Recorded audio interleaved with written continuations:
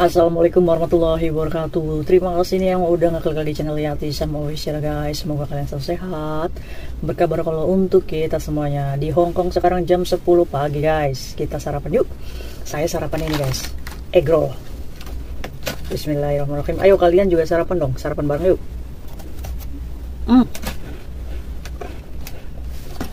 Kayak Tisam sarapannya enak banget nih egg roll. Beli sendiri guys. Gak apa-apa ya guys ya, meskipun kita beli sendiri ya, yang penting kita punya uang untuk membelinya guys ya. Jangan lupa ngopi juga guys, karena di Hong Kong kita itu nggak boleh berharap sama majikan ya guys ya. Kalau kita cuma berharap sama majikan ya kita kelaparan. Jadi ya kita berdoa aja semoga ya kita memiliki rezeki untuk membeli makanan yang kita mau ya guys ya. Jadi kalau kayak gitu kita juga ringan dalam menjalani pekerjaan di Hong Kong ya guys ya. Oke, hari ini kita bahas apa guys? Ada hal yang penting nih guys. Saya pengen membahas satu sindikat penipuan yang dilakukan penipu ini di Indonesia. Targetnya adalah ibu dari kita-kita semuanya nih, yang udah yang udah berumur ya guys ya. Nah, termasuknya nih salah satu ibu dari PMI ini ya ketipu guys, karena untungnya aja di rekeningnya itu nggak banyak uangnya. Jadi ya ya kekuras semua sih, tapi yang nggak banyak. Tapi kan ini waspada ya guys ya, untuk kita nih, supaya kita memberitahukan kepada ibu kita kalau misalkan ada yang mendatangi rumah, apalagi memberikan alasan bahwa dia adalah teman kita di Hong Kong, ya kita memberitahu aja kalau waspada dan hati-hati ya guys ya. Jangan sampai ibu dari PMI yang mau saya ceritakan ini terjadi kepada ibu-ibu kita yang ada di rumah. Langsung aja yuk, gimana ceritanya? Jangan lupa subscribe, like, dan komen ya guys ya. Yuk lanjut. Oh guys, PMI ini bernama Mbak Ella. Mbak Ella ini umurnya 35 tahun. Dia ini single parent dan dia memiliki satu orang anak laki-laki umurnya 7 tahun yang sekarang tinggal bersama ibunya di Purwodadi, Malang sana guys. Kejadiannya ini di tahun 2022 sekitar bulan Meian guys. Nah, ibunya Mbak Ella ini kena tipu sindikat oknum ya guys ya, yang menipu mengatasnamakan Mbak Ella di Hong Kong. Terjadi sesuatu guys. Nah, yuk gimana sih ceritanya? Sekitar pukul 12 siang di rumahnya Mbak Ella yang ada di Purwodadi, ibunya ini ada di rumahnya guys. Nah, posisinya ada dua orang perempuan yang memakai simbol keagamaan ya guys ya, dimana dia ini memakai kerudung guys, besar ya kerudung lah. Saya tidak tidak mengejudge ya guys ya, tapi ini oknum dimana dia membawa simbol agama dalam melakukan kejahatannya. Ini kalian harus waspada bahwa dari kostum keagamaan itu tidak menjamin moral seseorang ya guys ya. Ya contohnya ini nih, penjahat yang menipu ibunya Mbak Ella. Nah, pada waktu itu siang hari ada tuh dua orang perempuan yang menggedok nih rumahnya Mbak Ella. Tok tok tok tok tok. Assalamualaikum bu, ibu. Nah, dibukalah tuh pintu oleh ibunya Mbak Ella. Masuklah dua perempuan ini ke dalam rumahnya Mbak Ella. Ibunya bertanya, siapa ya? Nah, yang anehnya, dua perempuan ini tahu posisi Mbak Ella ini ada di Hong Kong.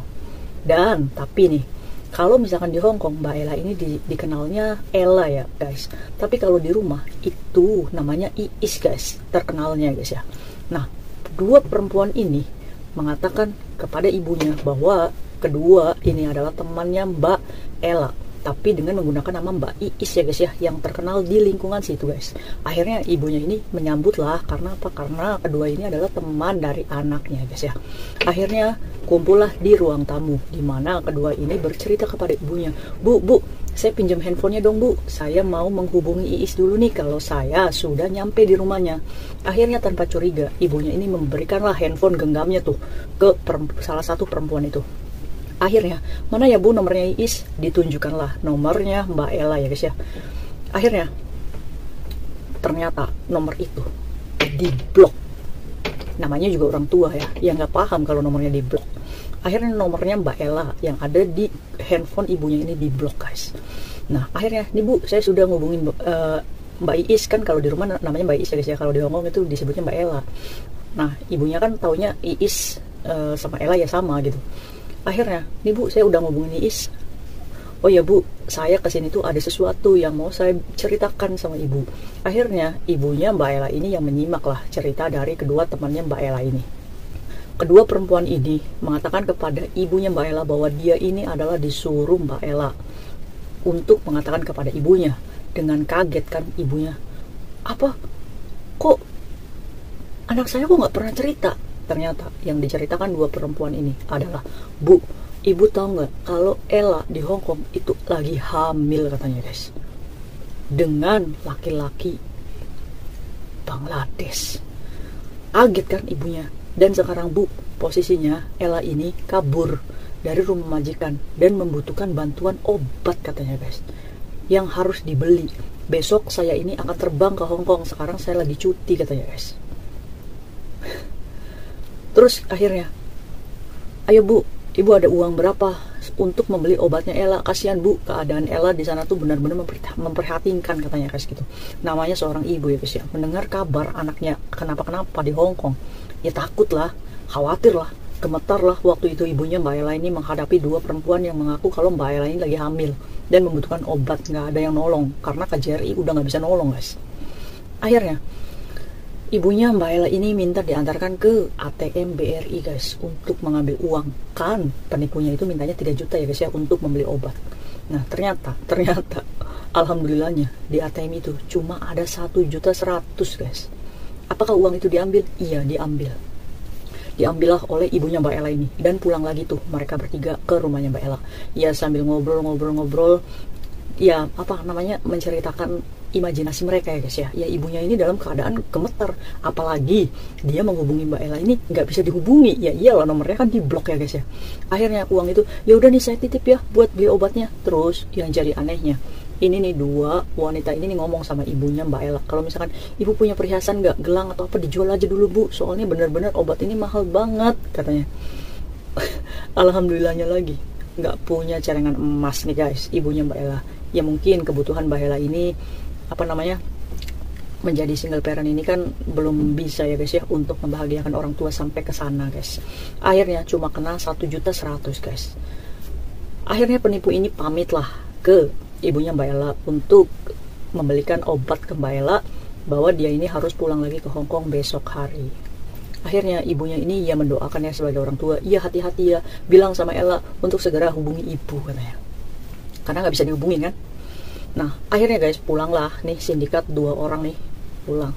Ya kalau misalkan seumuran lah kayak Mbak Ella, 35 tahunan, masih muda. Cuma yang saya benci itu kenapa dia itu selalu memakai simbol agama ya guys ya. Itu kan justru mencoreng gitu. Saya tuh paling benci kalau kayak gitu ya guys ya. Terus udah kayak gitu pulang. Akhirnya ibunya ya dalam kondisi ya takut ya guys ya. Nah ibunya ini dengan sadar memberikan uang tuh, sadar ingat kalau misalkan ATM-nya udah keambil semua uangnya dan dititipkan untuk beli obatnya Mbak Ella yang dikatakan lagi hamil guys di Hong Kong. Kasihan ya. Akhirnya guys, gimana sih bisa ketahuan ya? Ketahuannya guys, Mbak Ella ini kan biasa 1 minggu sekali ini telepon keluarganya. Nah memang waktu itu Mbak Ella juga merasa keadaannya nih nggak enak banget nih perasaannya, pengen telepon rumah tapi kok ibu nggak bisa dihubungin gitu. Akhirnya Mbak Ella ini minta tolong lah ke adiknya Mbak Ella. Ya rumahnya udah nggak satu nih sama ibunya, beda desa. Nah bilang, Dek kok mama nggak bisa ditelepon ya Dek, kenapa ya mama? Nah akhirnya, Mbak waktu itu ada yang nyariin Mbak loh dari ini apa namanya, tapi apa, jadi temennya adiknya itu ngomong ke adiknya kalau misalkan ada yang nyari Mbak Iis. Tapi yang jadi aneh, nanyanya itu kan Mbak Ella ini posisinya di Purwodadi 1. Nah dia ini nanyanya di Purwodadi 2 guys. Rumahnya Mbak ini apa namanya, yang kerja di Hong Kong katanya, namanya Iis kayak gitu ya.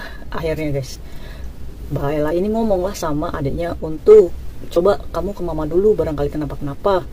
Akhirnya adiknya ini disuruh sama kakaknya kayak gitu ya, datanglah ke rumah ya, ketemu sama mamanya sendiri ya, mamanya Mbak Ella.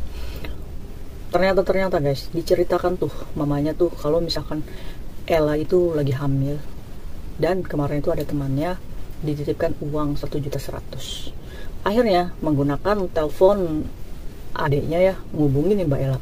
Mbak, kamu tahu nggak, ternyata kemarin itu ada teman kamu yang ke rumah nyari mama, suruh katanya kamu nyuruh beli obat katanya. Bener gak sih Mbak kalau kamu hamil? Ya kaget ya Mbak Ella ini. Coba mana mama?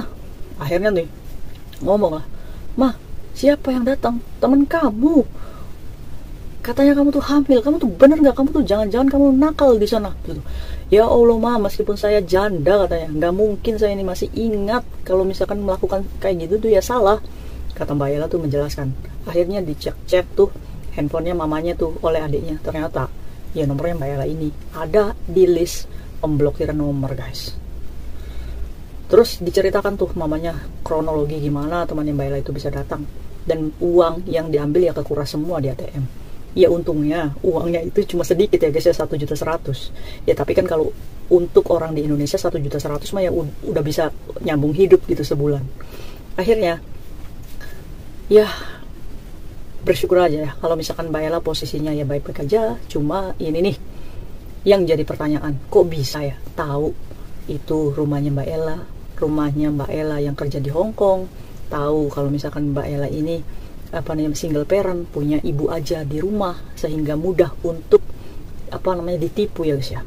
Ternyata sindikat itu ya memang benar-benar ya guys ya. Jadi dia itu untuk menipu seseorang itu kayaknya survei dulu itu. Ya buktinya tahu targetnya tuh ya ibu-ibu guys, yang udah sepuh ya guys ya, yang udah panik kalau misalkan menghadapi sesuatu. Nah ini nih, yuk kita bahas yuk. Kejadian ini, penipuan ini banyak guys, dari chatting, apalagi ini udah terjun langsung ke rumahnya guys ya, memanfaatkan nama TKW atau PMI sebagai ladang mereka menguras, menipu. Targetnya ibu-ibu seperti ibunya Mbak Ella ini yang tidak memiliki informasi ya guys ya. Untuk itu nih, buat kalian nih, dari kejadian yang menimpa ibunya Mbak Ella, tolong sampaikan ke mama kalian atau ibu kalian, saudara-saudara kalian yang biasa telepon, sampaikan kalau misalkan ada seseorang yang mencari kita, posisinya kita ada di Hong Kong, jangan langsung percaya. Apalagi kalau misalkan iming-iming untuk membeli sesuatu atau menitip sesuatu, katakan nanti aja, maaf gitu. Karena ibunya Mbak Ella ini nurut guys, kayaknya tuh nurut aja nih sama penipunya nih. Ya makanya guys ya, untuk itu banyak-banyak terus menyebut nama Allah gitu, biar yang dikatakan sihir ataupun apa sebagainya guys ya, kita bisa terhindar gitu. Nah ini kejadiannya Mbak Ella ini masih sedikit ya uangnya. Coba gimana kalau misalkan uang kalian yang dititip ke mama kalian dikuras semua? Aduh, jangan ya, kita capek-capek kerja gitu. Untuk itu kalian juga kalau misalkan kirim ke orang tua, ya sebutuhnya mereka aja.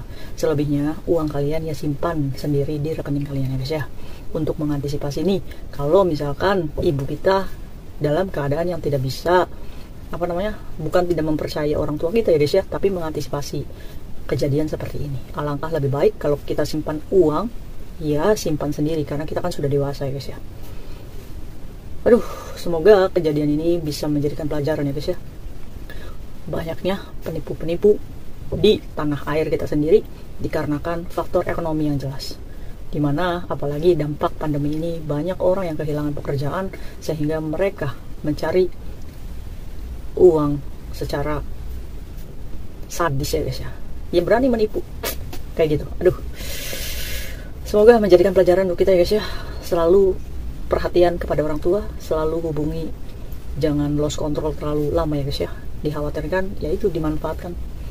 Kalau kalian punya waktu, teleponlah orang tua ya guys ya, kasih perhatian. Orang tua itu tahu keadaan kita di Hong Kong sehingga mereka nggak khawatir ya guys ya. Mungkin itu aja sharing video saya hari ini, semoga bermanfaat untuk kita semuanya. See you next video, bye bye.